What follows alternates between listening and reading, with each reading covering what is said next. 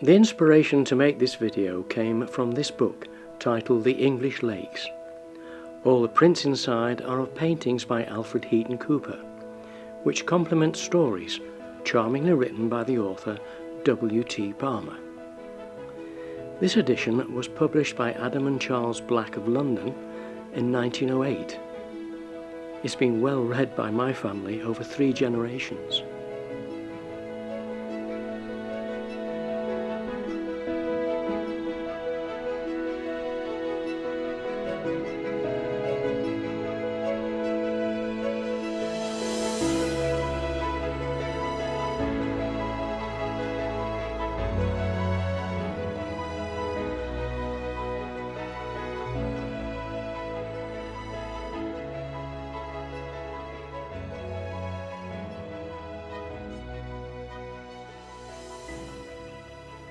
During the early years of the 20th century, Alfred Heaton Cooper became one of the Lake District's most productive landscape artists. His pictures were mainly watercolours, depicting some of the beautiful scenes this area is so famous for. This is not the story of his life, which has been well documented. It's a string of visits to some of the locations where he painted in the more southerly parts of the Lake District.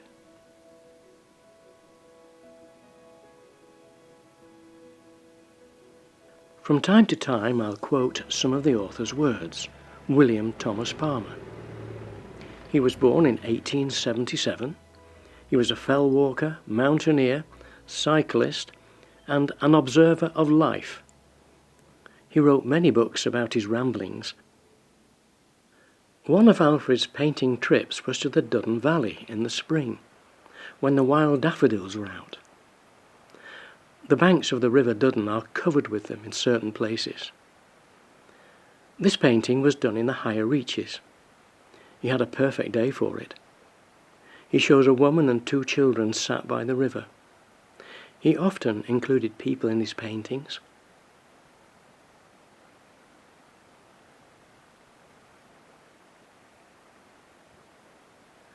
These flowers, made so famous by William Wordsworth, bloom in profusion downstream as well, where the river widens.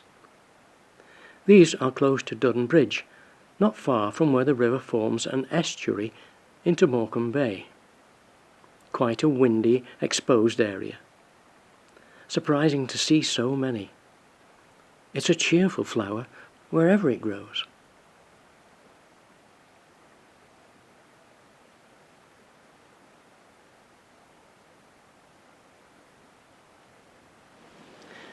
Leaving spring behind for the summer and passing by Force Beck, surging down in the area of Satterthwaite through a narrow ravine, noisy and busy, charging the water with oxygen.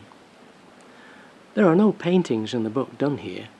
It was just a pleasant stop-off on part of the journey, and how nice it was too.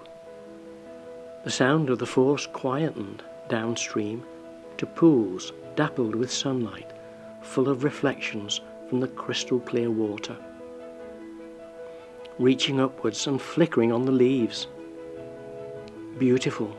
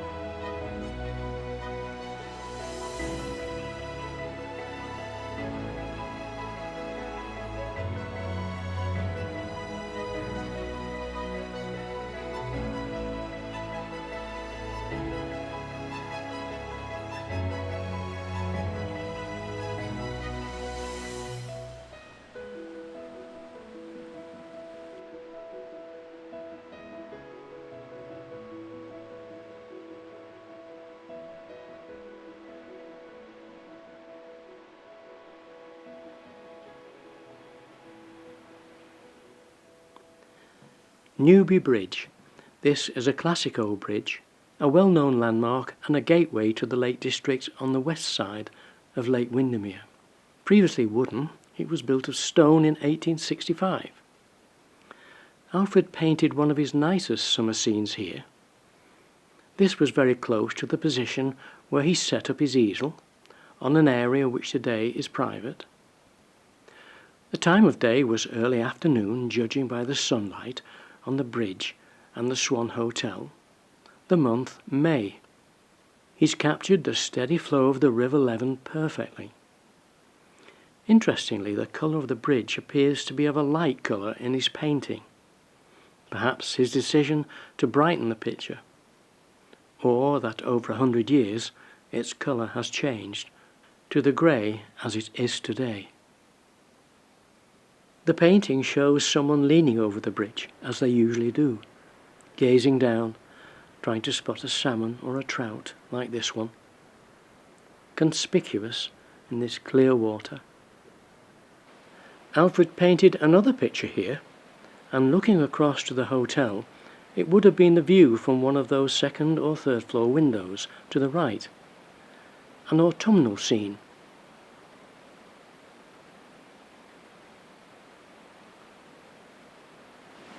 Just below the bridge is the weir. There's a place to sit by the side. The River Leven is the outlet from Lake Windermere. These waters have travelled right through the lake's gloomy depths to pass by here, journeying to the sea a few miles away.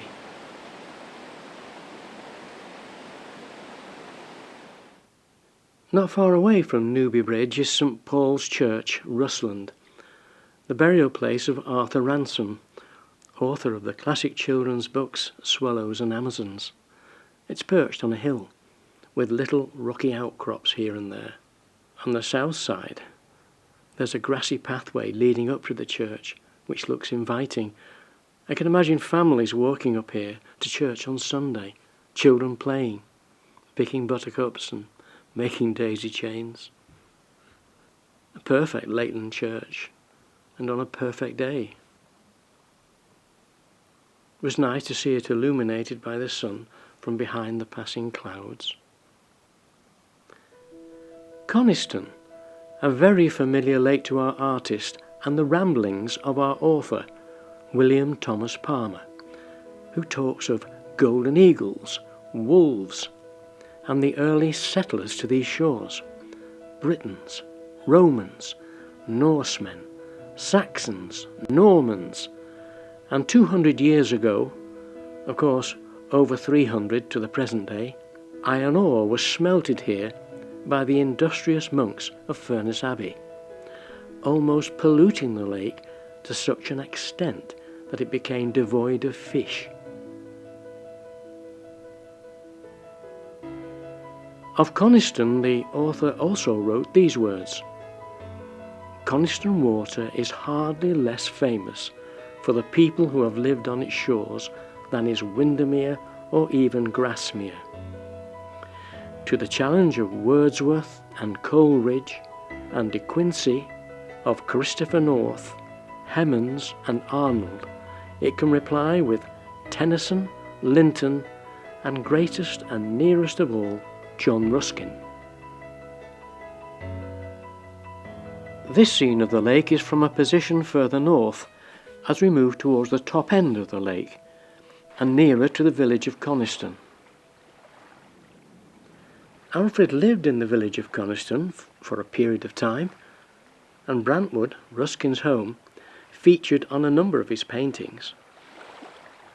Looking across from the east side of the lake near the village, this large house is quite prominent above the far bank. The artist painted char fishermen just before sunset. You can see the reflection of the warmly glow from the windows of Brantwood, sort of icon in the background. Ruskin died on the 20th of January 1900. He'd be alive for 2 years after Alfred settled in Coniston.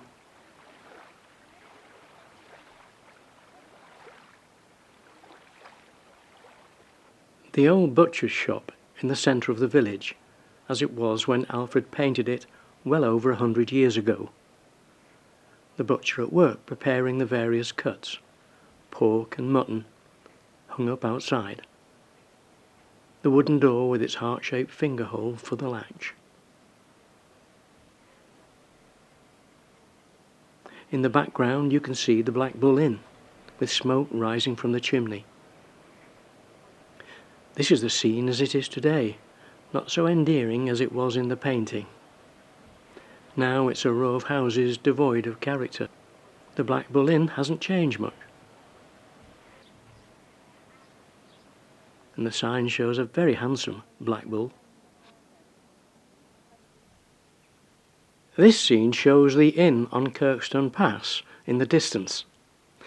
It's a view from the church in the village of Hawkshead.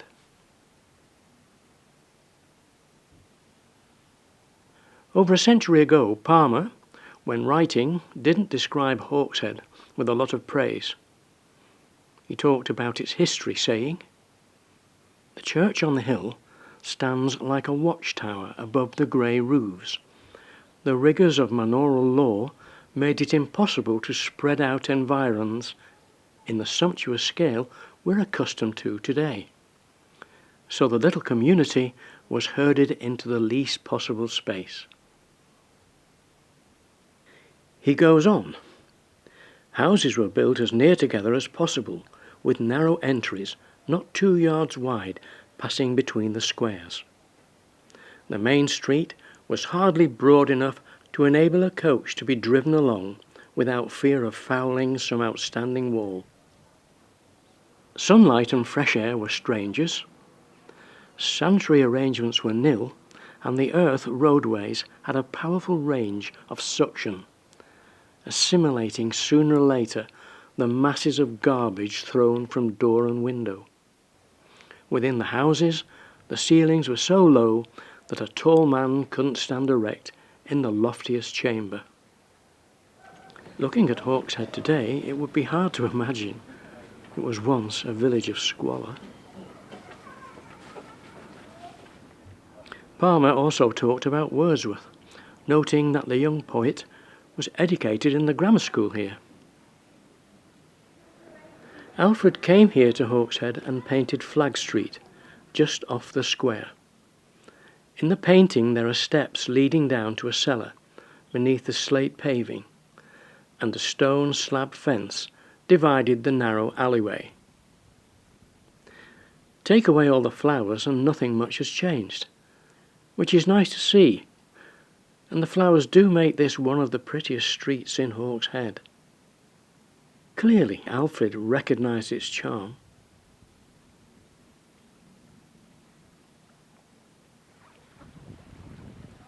Esthwaite Water, towards late summer.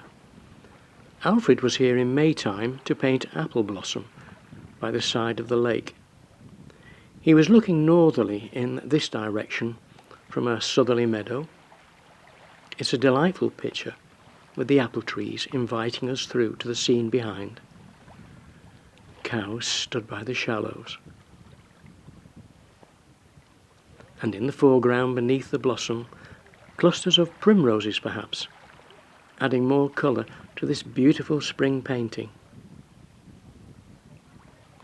W.T. Palmer wrote, "If, after a complete survey of our lakes, one is asked which would be spared, there is little doubt Esthwaite Water would be the one selected.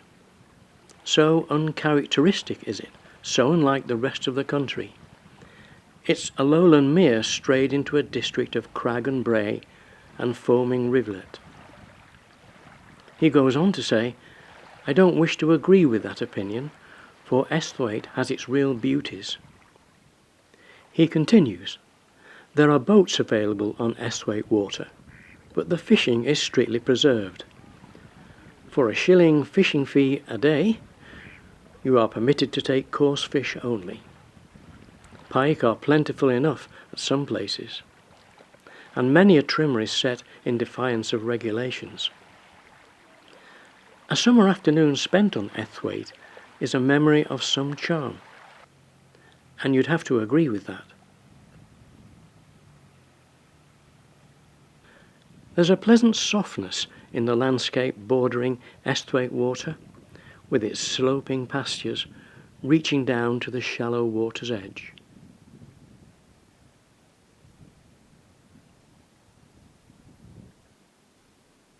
I'm going to assume that Alfred visited Moss Eccles Tarn at some time. I haven't seen a painting of his done here. I'm just taking the opportunity to visit as I pass by. The tarn was once owned by Beatrix Potter, one of her inspirational places to develop ideas for those wonderful children's stories she wrote.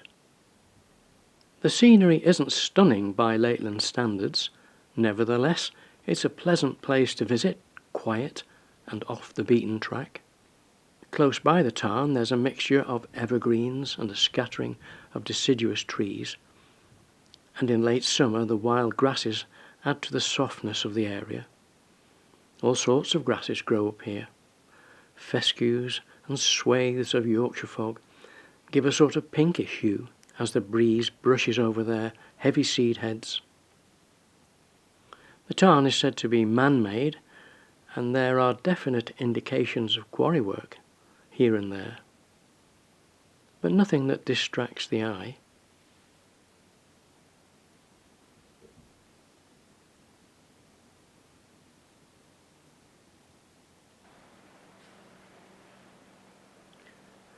The ferry across Windermere has been in operation here for at least 500 or 600 years, in one form or another, and saves a 12-mile journey around the lake if one wanted to travel to, say, Hawkshead from Bowness. Alfred crossed this ferry many times. He painted a picture of it. Palmer, in his writings, mentions that over time at least one ferry has been wrecked, and records show that a wedding party was drowned with a dozen lives being lost. He writes, "There are legends to tell of this ferry, including skulking demons. On wild nights a sinister voice could be heard to peal across the turmoil, calling for a boat. And once a bold ferryman answered the call and put off in his boat and rowed off into the darkness. Half an hour later he returned with his boat half full of water and without a passenger. The boatman's face was ashen with terror. He was dumb. Next day he died." So the story goes. Skelwith Force is a cauldron of turbulence. Here all other sounds are drowned out by the rushing water as it spills down into the swirling pool below. Quite impressive, and a well-known tourist attraction. There's usually people standing on the rocks. Alfred painted a picture here from this very position. The view of the force is virtually unchanged today, but trees now obscure the distant fells. There are birds here, shy dippers, and swallows in summer. It's a damp, misty environment down here among the moss-clad rocks, and there's the not unpleasant odour of the river filling the air. It would have been awkward for Alfred to set up here with his easel, having to clamber over slippery, jagged rocks. One misplaced step, and you could be swept down the Brathay.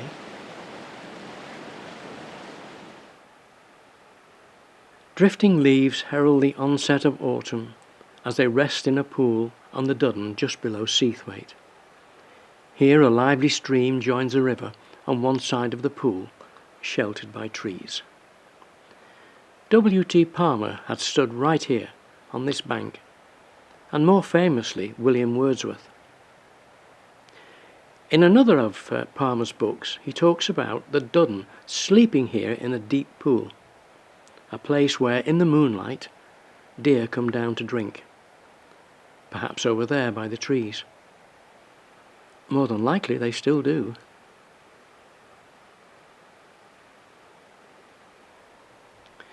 Just up from the pool are some ancient stepping stones, part of a public footpath leading across the river to Seathwaite. They can be a bit slippery, and these crystal clear waters are cold, even in the height of summer, as many a rambler will testify. It is beautiful down here at the edge of the river. These stepping stones were featured in one of Alfred's paintings, done when autumn was at its peak. At a later visit, when autumn was at its most glorious, the stones were partly covered after heavy rain higher up the valley. The water seems to change the colour of the stones, giving them a sort of pinkish hue.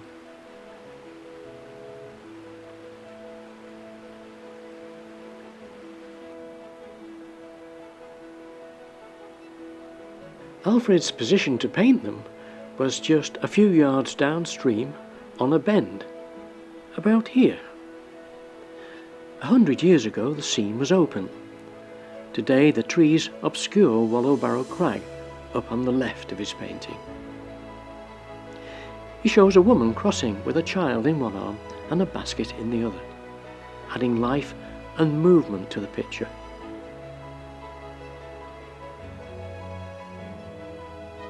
When the leaves turn completely, Dunnerdale is a beautiful place to be, and any artist would be in their element, inspired by the array of copper colours, stunning to say the least, almost enchanting, the way they glisten in the sunlight.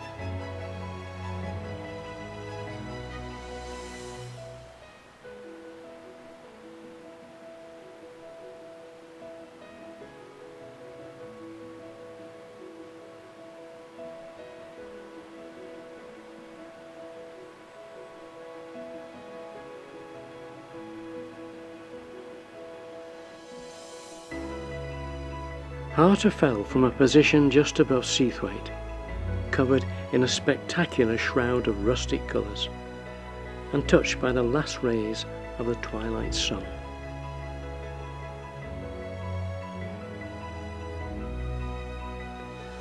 In the distance looms the dark hulk of Coniston Old Man, as the last crow of the evening returns to roost.